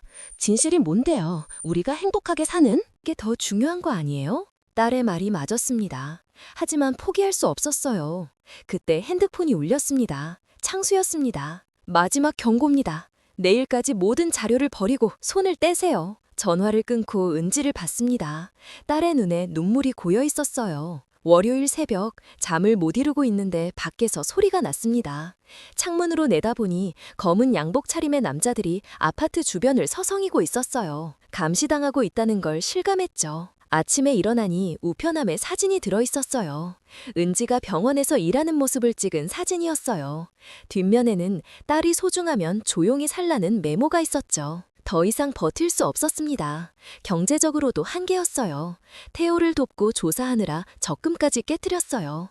계속하다간 정말 모든 걸 잃을 것 같았죠. 병원에서 태호를 만났습니다.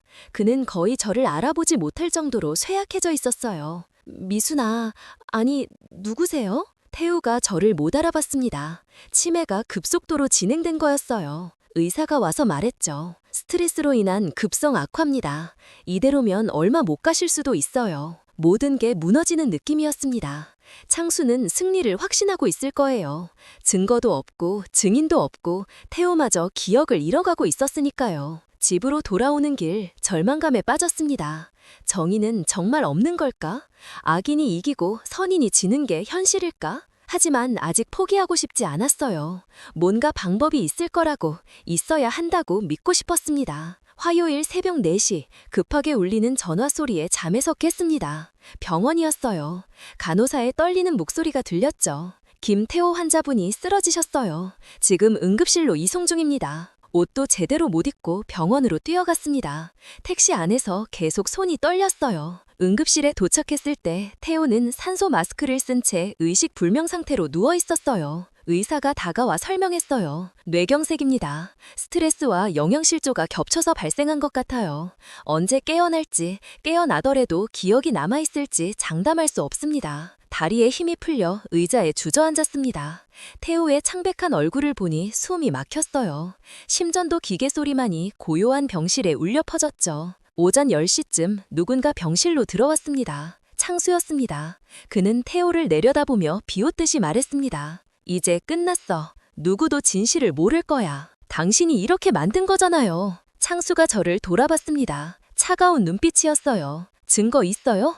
아무것도 없잖아. 그냥 불쌍한 치매 노인이 쓰러진 것뿐이야. 창수가 나가고 난 후 무력감에 빠졌습니다. 그의 말이 맞았어요. 증거는 없고 증인인 태호는 의식이 없었죠.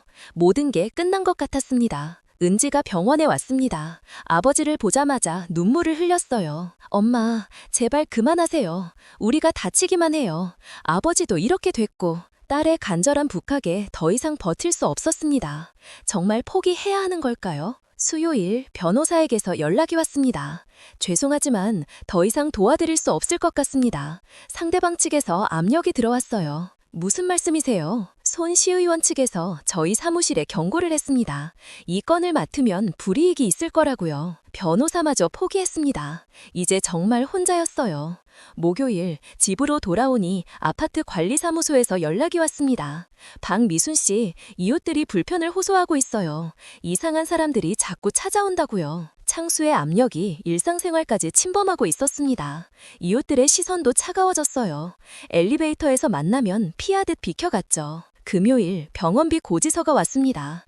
태호의 치료비가 1,000만 원이 넘었어요. 보험 처리가 안 되는 부분이 많았죠. 통장을 확인하니 잔액이 바닥이었습니다. 적금까지 다 깨서 썼는데도 부족했어요. 은지에게 도움을 청하려다 말았습니다.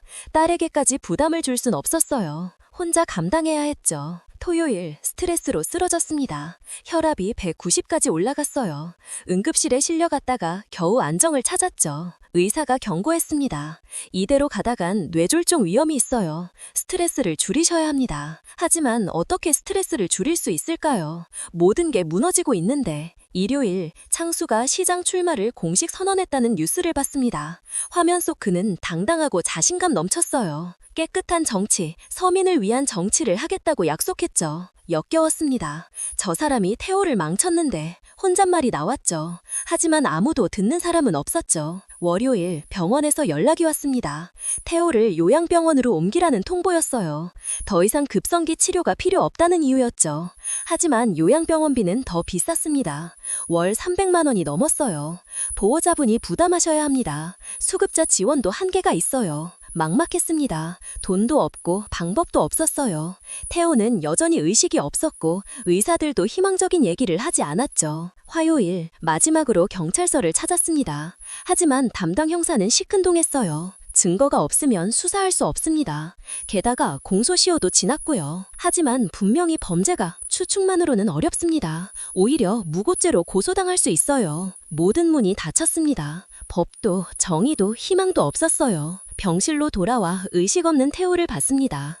뼈만 앙상하게 남은 손을 잡았어요. 차가웠습니다. 미안해. 내가 아무것도 해줄 수 없어서. 눈물이 흘렀습니다. 8년 만에 다시 만났는데 이렇게 끝나는 건가요? 억울함을 풀어주지도 못하고 진실을 밝히지도 못한 채로 창수는 시장이 될 거고 태호는 이대로 사라질 거예요. 세상은 계속 돌아가겠지만 우리의 진실은 묻힐 겁니다. 이게 현실이었습니다. 병실을 나와 복도를 걸었습니다. 다리가 후들거렸어요. 벽에 기대어 한참을 울었습니다. 정말 끝이었습니다. 더 이상 할 수 있는 게 없었어요. 수요일 새벽 2시 병실 의자에 앉아 의식 없는 태호를 지켜보고 있었습니다. 중환자실의 차가운 형광등 아래 그의 얼굴. 인간은 더욱 창백해 보였어요. 인공호흡기 소리가 규칙적으로 울렸습니다. 28년을 함께했던 사람이 이렇게 쓰러져가는 걸 보니 가슴이 찢어지는 것 같았죠. 손을 잡고 속으로 말했습니다. 내가 8년 전에 좀 더 믿어주었다면 어땠을까? 사업이 망했을 때 같이 싸워줬다면? 빚쟁이들이 몰려왔을 때 도망가지 않고 함께 맞섰다면? 어쩌면 지금과는 다른 삶을 살고 있지 않았을까요? 미안해요. 그때 더 들어주지 못해서. 말이 입 밖으로 새어나왔습니다. 태호의 손은 여전히 차갑고 움직임이 없었어요. 새벽 4시쯤 은지가 병실로 들어왔습니다. 야근을 마치고 온 모양이었어요. 피곤한 얼굴로 아버지를 내려다봤죠. 엄마, 우리만 다치고 있어요. 아버지도. 은지가 말을 잇지 못했습니다. 눈물이 흘렀어요. 딸을 안아주고 싶었지만 제 자신도 무너지기 직전이었죠. 목요일 오전 집으로 돌아와 서재를 정리했습니다. 그동안 모아둔 자료들을 하나씩 살펴봤어요. 창수 관련 기사, 부동산 등기부 사본, 8년 전 신문 스크랩들. 모두 쓸모없는 종이 조각이었어요. 증거가 되지 못하는 그저 추측과 의심뿐이었죠. 편지를 쓰기 시작했습니다. 태호에게 전하지 못한 말들을 적었어요. 태호, 당신을 처음 만났을 때가 기억나요. 22살 가을, 친구 결혼식에서였죠. 수줍게 웃던 당신 모습이 아직도 선명해요. 우리에게도 행복한 시절이 있었어요. 은지가 처음 걸음마를 떼던 날, 당신이 얼마나 기뻐했는지. 첫 월급으로 작은 목걸이를 사주며 미안하다고 했던 것도 기억나요? 비싸지 않아서 미안하다고. 하지만 그게 내겐 세상에서 가장 귀한 선물이었어요. 펜을 내려놓았습니다. 더 이상 쓸 수가 없었어요. 눈물로 글씨가 번져서. 금요일 성당에 갔습니다. 텅 빈 성당에 앉아 기도했어요. 하느님, 제가 뭘 잘못했을까요? 왜 이렇게 힘든 시련을 주시는 건가요? 대답은 없었습니다. 창문으로 들어오는 햇빛만이 먼지를 비추고 있었죠. 신부님이 다가왔어요. 무슨 고민이 있으신가요? 신부님, 정의는 정말 있는 걸까요? 악인이 번성하고 선인이 고통받는 게 세상의 이치인가요? 신부님이 조용히 앉으셨습니다. 때로는 정의가 늦게 오는 것처럼 보일 때가 있죠. 하지만 포기하지 마세요. 토요일, 혈압약을 먹어도 조절이 안 됐습니다. 머리가 찌끈거리고 가슴이 답답했어요. 거울을 보니 며칠 사이에 부쩍 늙은 것 같았습니다. 흰머리가 더 늘었고 주름도 깊어졌어요. 식사도 제대로 못했습니다. 밥을 먹으려 하면 목이 막혔어요. 억울함과 분노, 무력감이 뒤섞여 숨을 쉬기도 힘들었죠. 일요일, 은지와 함께 태호 병실에 있었습니다. 딸이 조용히 말했어요. 엄마, 이제 편히 쉬어요. 아버지도 더 이상 고통받지 않게. 마지막 작별을 하라는 뜻이었습니다. 의사들도 희망이 없다고 했으니까요. 태호의 얼굴을 쓰다듬었어요. 깊게 패인 주름, 하얗게 센 머리, 앙상한 볼. 한때는 건장하고 듬직했던 사람이었는데. 미안해, 고마웠어. 이제 편히 쉬어. 작별 인사를 했습니다. 더 이상 붙잡을 수 없었어요. 진실은 영원히 묻힐 거고 창수는 승자가 될 겁니다. 그게 현실이었죠. 월요일 새벽 집에서 일기를 썼습니다. 오늘로 모든 걸 놓기로 했다. 더 이상 싸울 힘이 없다. 태호도 나도 은지도 모두 지쳤다. 창수가 이긴 거다. 악이 선을 이긴 거다. 하지만 적어도 나는 노력했다. 끝까지 포기하지 않으려 했다. 그것만으로도 의미가 있지 않을까? 언젠가는 진실이 밝혀지길 바라며 펜을 내려놓고 창밖을 봤습니다. 동이 트고 있었어요. 새로운 날이 시작되지만 제게는 아무 의미가 없었죠. 모든 게 끝났으니까. 화요일, 마지막으로 태호 곁에 앉았습니다. 의식은 여전히 없었어요. 손을 잡고 오래 앉아 있었죠. 20여 년간의 기억들이 파노라마처럼 스쳐갔습니다. 좋았던 날들, 힘들었던 날들, 함께 웃고 울었던 시간들. 안녕. 마지막 인사를 하고 일어섰습니다. 병실을 나서는 발걸음이 천근만근이었어요. 복도 끝에서 한번 돌아봤습니다. 이게 정말 끝인가 싶었죠. 하지만 더 이상 할 수 있는 게 없었습니다. 수요일 오후 2시 병원 로비에서 누군가 제 이름을 불렀습니다. 돌아보니 작업복 차림의 중년 남자가 서 있었어요. 낯익은 얼굴이었지만 누군지 기억이 나지 않았죠. 박미순 선생님 맞으시죠? 저 최병수입니다. 8년 전에 김태호 소장님 밑에서 일했어요. 태호의 옛 현장 직원이었습니다. 최병수는 모자를 벗으며 인사했어요. 손은 거칠었지만 눈빛은 진실했죠. 소장님 소식 들었습니다. 병문안 왔다가 선생님 뵙게 됐네요. 병수를 따라 병실로 갔습니다. 그가 의식 없는 태호를 보며 눈시울을 붉혔어요. 소장님은 정말 좋은 분이었어요. 마지막까지 우리 임금 주려고 애쓰셨죠. 마지막이라니요? 병수가 주머니에서 낡은 수첩을 꺼냈습니다. 거기엔 날짜와 금액이 빼곡히 적혀 있었어요. 회사 망하기 직전에 소장님이 개인 돈으로 우리 월급을 주셨어요. 집 담보 대출까지 받으셨다더군요. 가슴이 뛰기 시작했습니다. 이건 태호가 횡령범이 아니라는 증거였어요. 오히려 노동자들을 위해 희생한 거였죠. 혹시 다른 증인도 있나요? 현장에서 일했던 사람들 15명 정도 연락처 있어요. 다들 소장님이 억울하게 당했다고 생각해요. 목요일 아침 병수가 소개해준 노동자들을 만났습니다. 작은 식당에 모인 그들은 하나같이 태호를 옹모했어요. 소장님은 끝까지 우리를 지켜주려 했어요. 손창수가 공사비를 빼돌렸죠. 우리가 다 봤어요. 한 노동자가 봉투를 꺼냈습니다. 안에는 오래된 서류들이 있었어요. 이거 급여 지급 내역서예요. 실제로 받은 돈이랑 서류상 금액이 달라요. 누군가 중간에서 빼먹은 거죠. 증거였습니다. 드디어 실질적인 증거를 찾은 거예요. 손이 떨렸습니다. 금요일 지역 언론사 계좌를 만났습니다. 젊은 여기자였어요. 자료를 검토하더니 눈을 빛냈죠. 이거 특종감이네요. 시장 후보의 과거 비리라니 도와주실 수 있나요? 당연하죠. 언론의 의무자가요. 진실을 밝히는 게. 기자가 추가 취재를 시작했습니다. 관련자들을 인터뷰하고 서류를 분석했어요. 건설업계. 비리 의혹이라는 제목으로 기사 준비를 시작했죠. 토요일, 시민단체에서 연락이 왔습니다. 건설 노동자 권익 보호 단체였어요. 김태우 씨 사건 들었습니다. 우리가 도와드리겠습니다. 정말인가요? 노동자를 위해 희생한 분을 그냥 둘 순 없죠. 함께 싸우시죠. 단체에서 변호사도 지원해주기로 했습니다. 혼자가 아니라는 생각에 눈물이 났어요. 일요일, 은지가 병실에 왔습니다. 표정이 달라져 있었어요. 엄마, 아버지가 정말 억울하게 당한 거였네요. 어떻게 알았니? 병원 동료가 기사 초안을 봤대요. 아버지는 횡령범이 아니라 피해자였다고.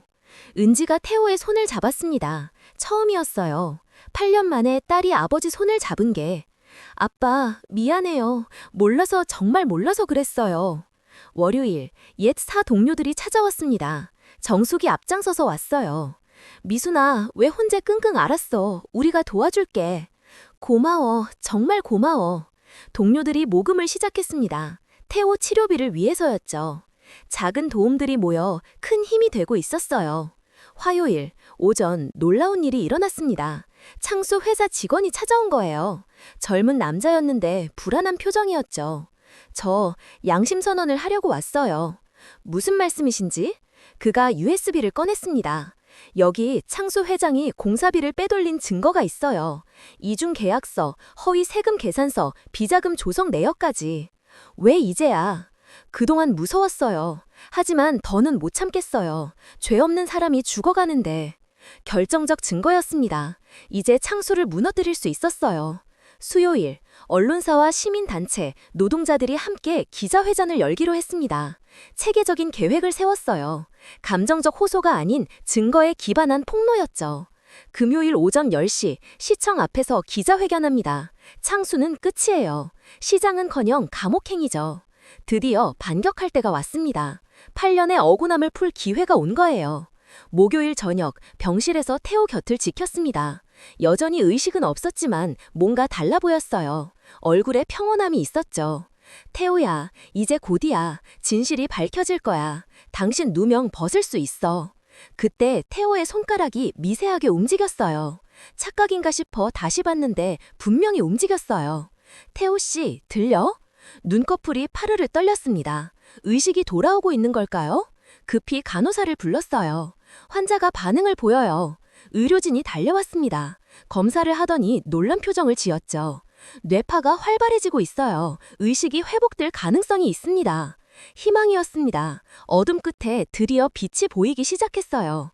이제 반격할 때였습니다. 정의를 실현할 때가 온 거예요.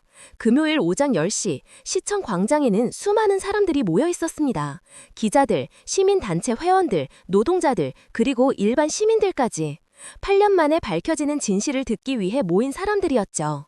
제 손에는 그동안 모은 증거자료가 들려 있었습니다. 떨렸지만 더 이상 물러설 수 없었어요. 마이크 앞에 섰습니다. 수십 대의 카메라가 저를 향했어요. 심호흡을 하고 입을 열었습니다. 8년 전 제 남편 김태호는 횡령범으로 몰려 모든 걸 잃었습니다. 하지만 그것은 거짓이었습니다. 저는 USB를 들어보였습니다. 내부 고발자가 준 결정적 증거였죠. 여기 진짜 범인이 누구인지 보여주는 자료가 있습니다. 손창수 시장 후보가 공사비를 빼돌리고 그 죄를 제 남편에게 뒤집어 씌웠습니다. 광장이 술렁했습니다. 기자들이 일제히 셔터를 눌렀어요. 최병수와 노동자들이 차례로 증언했습니다. 김태호 소장님은 우리 월급 주려고 집까지 담보로 잡으셨어요. 손창수가 이중 계약서 만들어서 차액을 빼먹었습니다. 우리가 다 봤어요. 내부 고발자도 나섰습니다. 얼굴은 모자이크 처리했지만 목소리는 분명했어요. 저는 손창수 회사에서 일했습니다. 그가 어떻게 돈을 빼돌렸는지 다 봤습니다. 더는 양심을 속일 수 없어서 나왔습니다. 기자회견이 끝나자마자 언론사들이 속보를 내보내기 시작했습니다. 시장 후보 건설업계 비리 폭로, 8년 전 횡령 사건의 반전 같은 제목들이 포털 사이트를 도배했어요. 오후 2시 창수가 긴급 기자회견을 열었습니다. 저는 TV로 지켜봤어요. 그의 얼굴은 창백했고 목소리는 떨렸죠. 모든 건 음해입니다. 정치적 공작이에요. 하지만 증거가 너무 명확했습니다. 은행 거래 내역, 이중 계약서, 내부 직원들의 증언, 부인할 수 없는 것들이었죠. 토요일, 검찰이 창수를 긴급 소환했습니다. 언론은 연일 이 사건을 다뤘어요. 피해자들이 하나둘 나타나기 시작했습니다. 창수에게 당했던 다른 하청 업체들도 목소리를 내기 시작한 거예요. 일요일 아침 병실에서 기적이 일어났습니다. 태호가 눈을 뜬 거예요. 흐릿하지만 분명히 의식이 돌아왔습니다. 미수나? 목소리는 작았지만 분명했어요. 눈물이 쏟아졌습니다. 태호 씨, 다 끝났어. 진실이 밝혀졌어. 태호의 눈에서도 눈물이 흘렀습니다. 말을 하려 했지만 아직 힘이 없었어요. 저는 손을 꼭 잡아줬죠. 은지가 병실로 뛰어들어왔습니다. 민수와 함께요. 아빠! 딸이 처음으로 아빠라고 불렀습니다. 8년 만이었어요. 태호가 희미하게 웃었습니다. 은지가 아버지를 안고 울었어요. 아빠, 정말 미안해요. 몰라서 그랬어요. 아빠가 우릴 지키려고 그렇게 된 거였는데. 월요일, 창수가 구속됐다는 뉴스가 나왔습니다. 횡령, 배임, 문서 위조 등 여러 혐의였어요. 시장 선거 출마는 당연히 취소됐죠. 검찰 조사 과정에서 더 많은 비리가 드러났습니다. 창수는 태호 회사뿐만 아니라 여러 하청 업체를 같은 수법으로 망하게 했더군요. 그리고 그 회사들의 자산을 헐값에 사들였죠. 화요일, 법원에서 연락이 왔습니다. 태호의 명예회복을 위한 재심이 결정됐다는 소식이었어요. 8년 전 사건에 대한 전면 재조사가 시작되는 거였죠. 수요일, 언론사와 시민단체에서 태호에게 공식 사과를 했습니다. 억울한 피해자를 범죄자로 몰았던 것에 대한 사과였어요. 정부에서도 피해 보상을 약속했죠. 목요일, 태호가 재활치료를 시작했습니다. 은지가 물리치료자로 아버지를 직접 돌봤어요. 딸이 정성껏 아버지 다리를 마사지하는 모습을 보니 가슴이 뭉클했습니다. 아빠, 곧 걸을 수 있을 거예요. 제가 최고의 치료를 해드릴게요. 금요일, 창수가 실형을 선고받았습니다. 징역 3년이었어요. 재산도 대부분 몰수됐죠. 피해자들에게 배상하라는 판결이었습니다. 토요일, 병실에 많은 사람들이 찾아왔습니다. 최병수와 노동자들, 교사 동료들, 시민단체 사람들 모두가 태호의 회복을 축하했어요. 소장님, 이제 떳떳하게 사세요. 진실이 밝혀졌잖아요. 태호가 고개를 끄덕였어요. 아직 말은 어눌했지만 조금씩 나아지고 있었어요. 일요일, 가족이 모두 모였습니다. 병실이 아닌 병원 옥상 정원이었어요. 휠체어에 앉은 태호, 그 옆에 저, 그리고 은지와 민수까지. 미수나, 고마워. 포기하지 않고 끝까지 싸워줘서. 태호가 어렵게 말했습니다. 제 손을 잡았어요. 거칠지만 따뜻한 손이었죠. 우리 다시 시작할 수 있을까? 그럼요. 이제부터가 진짜 시작이에요. 은지가 말했습니다. 엄마, 아빠, 저희 결혼식 때 같이 버진로드 걸어주실 거죠? 태호가 놀란 표정을 지었습니다. 은지가 아버지 손을 잡았어요. 이제는 당당하게 제 아버지라고 소개할 수 있어요. 석양이 지고 있었습니다. 붉은 노을이 우리 가족을 비쳤어요. 8년의 긴 터널을 지나 드디어 빛을 찾은 것 같았어요. 완벽하지는 않지만 우리는 다시 가족이 되어가고 있었어요. 6개월 후 토요일 오전 10시 은지의 결혼식이 열리는 날이었습니다. 예식장 대기실에서 거울을 보며 드레스를 정리하는 딸의 모습이 눈부시게 아름다웠어요. 하얀 웨딩드레스가 은지에게 참 잘 어울렸습니다. 문이 열리고 태호가 들어왔어요. 지팡이를 짚고 있었지만 혼자 걸을 수 있을 만큼 회복됐죠. 정장을 입은 모습이 예전처럼 듬직했습니다. 머리는 여전히 하얗지만 얼굴에는 생기가 돌았습니다. 우리 딸 정말 예쁘구나. 태호의 목소리에 떨림이 있었습니다. 은지가 아버지를 안았어요. 왔어요. 아빠, 같이 걸어주셔서 고마워요. 버진로드를 걷는 시간이 됐습니다. 은지가 태호의 팔짱을 꼈어요. 천천히, 하지만 당당하게 걸었죠. 하객들의 따뜻한 박수 소리가 들렸습니다. 최병수와 노동자들도 와 있었고, 교사 동료들도 있었어요. 모두가 우리 가족의 재결합을 축하해줬습니다. 신랑 민수에게 은지를 인계하며 태호가 말했습니다. 내 딸 잘 부탁하네. 목소리가 또렷했어요.